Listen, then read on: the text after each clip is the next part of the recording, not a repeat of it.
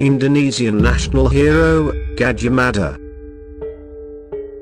served as their Majapahit Empire's prime minister, and died in 1364. He is thought to have brought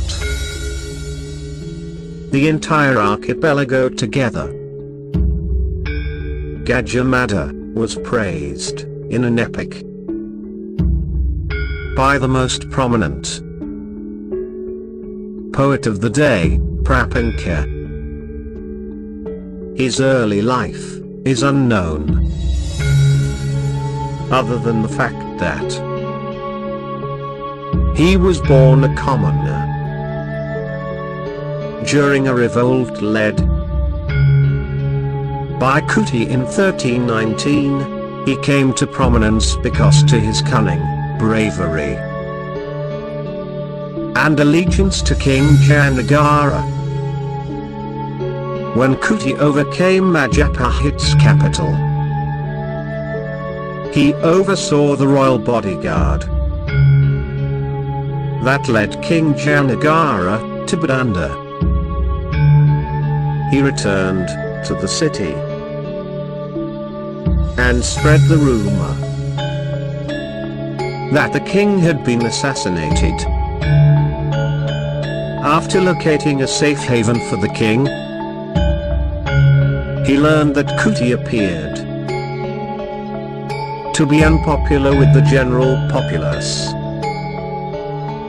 and that many officers were disturbed by the alleged death of the king.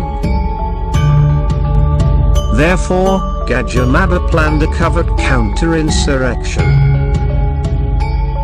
in which Kuti was assassinated, and the king was reinstated, knowing that the king still had devoted supporters. Gajah Mada received a promotion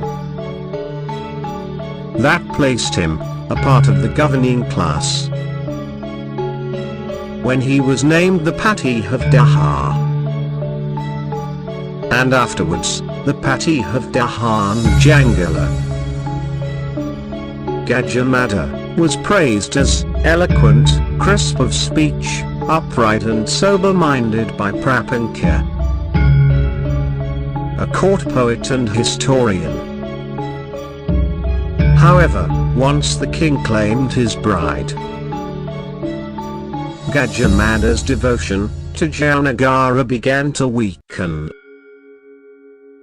When Gajah fell ill in 1328, Gajah Mada gave Prapanca, the court doctor, the order to assassinate the monarch during surgery. Prapanca was held accountable and put to death by Gajah Mada. After the king's demise, Prapanca, the king's daughter, took the throne because he was without a son. Gajah Mada progressively rose to prominence in Majapahit under the reign of Prapanca. An insurrection broke out in Saden in 1331. A Majapahit minister by the name of Kemba sought to prevent Gajah Mada from entering Saden, when he promptly dispatched a military expedition to the region. Gajah Mada overcame the obstacle and won the conflict. Gajah Mada was chosen to serve as Majapahit's mahapatih after his return. Prior to capturing the whole archipelago for Majapahit, he solemnly swore before the Council of Ministers that he would not enjoy palapa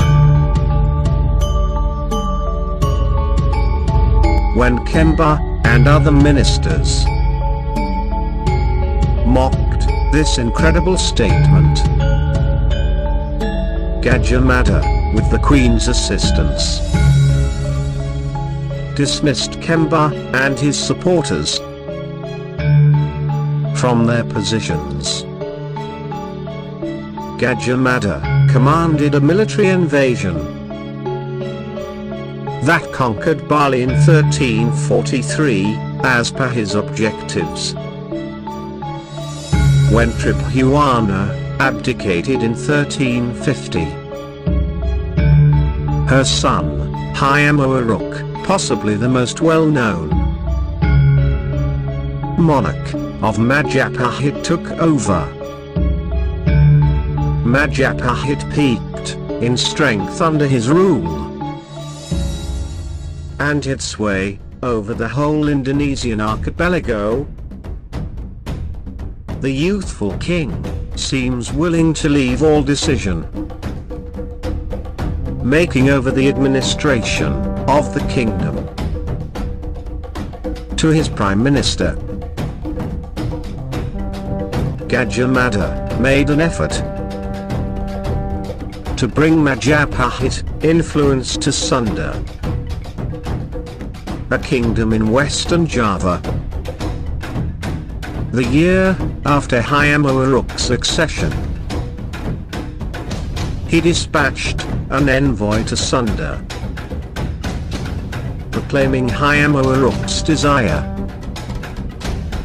to wed the monarch's daughter. The princess, and other of the king's noblemen, were escorted to Majapahit. After the king gave his approval, they set up camp on a sizable field where the wedding was scheduled to take place in Bubat, a town to the north of the capital. Gadjah Mada and the Sundanese monarch got into an argument. The former wished for the king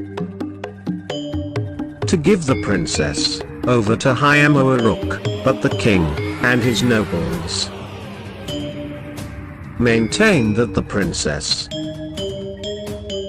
as the queen of Majapahit, should have a dignity equivalent to that of Hyam-Uruk. Gadjah Mada sent troops to the scene with the intention of using force to settle the conflict.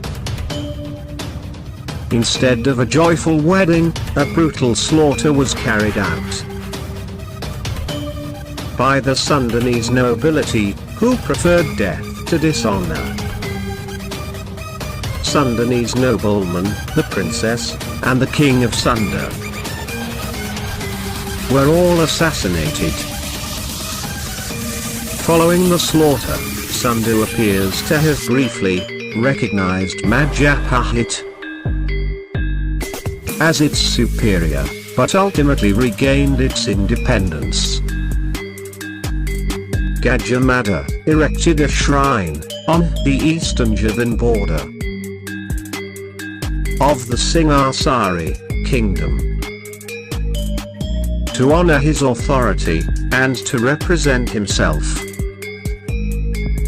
as Singasari's final monarch.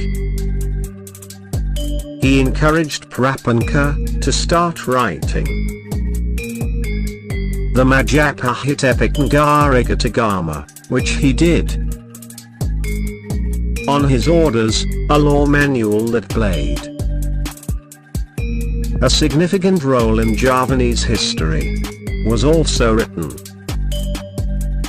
Additionally, Gadjah Mada significantly influenced the course of internal policy. He held a number of posts, including that of Palace Chief Officer, when he passed away, Hyam felt it essential to designate 4 ministers to fill the roles that had previously been Gajah Mada's exclusive duty due to the breadth of his activities. Early Indonesian nationalists revered Gadjah Mada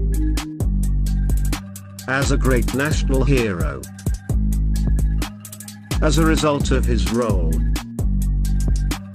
in uniting the Indonesian archipelago